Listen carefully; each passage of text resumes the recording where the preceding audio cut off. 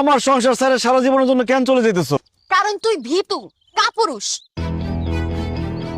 তোর চাচাতে তোর জমি দখল করে ফেলাইলো, তুই কিছুই কইতে পারলি না। চেয়ারম্যান যে ঘুষ খায় তোর চাচার পক্ষে কথা বললো, সেখানেও তুই ভয়ে কিছু কইতে পারলি না। মানুষ আমগো গরু ছাগল ফল ফ্রুট সবকিছু নিয়ে যায়, তুই ভয়ে কিচ্ছু কস না। বিদেশে যাওয়ার জন্য জমি বিক্রি করে 3 লাখ টাকা দালালরে দিলি, দালাল সেই টাকাটা মাইরা খাইলো।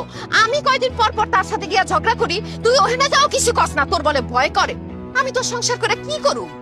তোর সামনে দিয়া যদি কেউ আমারে তুইলা নিয়ে যায়, তুই তো চায় চায় দেখবি, ভয় তো কিছুই করতে পারবি না। তাই তোর মতো কাপুরুষের সাথে আমি আর থাকুম না, আমি চলে গেলাম। সে বলি তুমি আমার ছেড়ে যাও না, তোমার ছাড়া আমি থাকতে পারব না, তোমার আমি অনেক ভালোবাসি। ভালোকে আমি কম বাসছিলাম? আমার বাপ মা মাইনা নায়না দেখা আমি পালায় গিয়া তোমারে বিয়া করছি। আমার বাপ মা এখন পর্যন্ত আমার সঙ্গে কথা কয় না, আমগো বিয়া মাইনা নেয় নাই। মন চাইলে আমি বাপের বাড়ি পর্যন্ত যাইতে পারি না, তারপরও আমি তোমার সংসার কইরা গেছি। কিন্তু এইবার আমার ধৈর্যের বাঁধ ভাঙা গেছে, তোর সংসার আমি আর করব। সে বলি তোমার আব্বা তো তোমার বাড়িতে জায়গা দেবো না, তুমি আমার বাড়ি ছেড়ে গেলে কই থাকবা? দরকার হলে গাছতলায় গিয়া থাকো, বনবাসে যামু, সন্ন্যাসে যামু, আমি ভিক্ষা করে খামু, তাও তোর মতো ভীতু কাপুরুষের সাথে আমি সংসার করুম না। আমি গেলাম। না না না ভাবি, তুমি যাইতে পারবে না, আমি তোমার যাইতে দেবো না। আরে তুমি কেন? আমার মরা শ্বশুর শাশুড়ি যদি কবর থেকে উঠতে এসে আমার আটকায়, তাও আমার আটকাইতে পারবো না, আমি যামুই। সে বলি তুমি যাইতে পারবো না, গেলে আমার লাশের উপর দিয়ে যাইতে দেবো, আমার লাশের উপর দিয়ে যাও পারলে।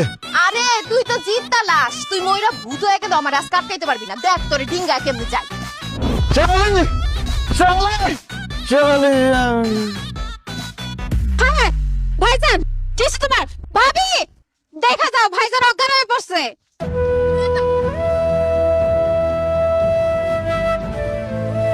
কি? এই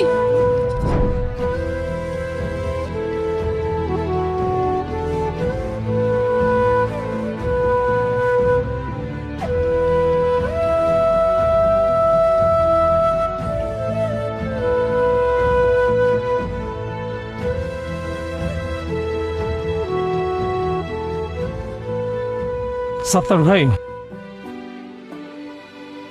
আজকে থেকে আপনার যা যা খেতে মন চাইবে খাবেন, আর যা যা করতে ইচ্ছা হবে করবেন। কেন ডাক্তার সাহেব?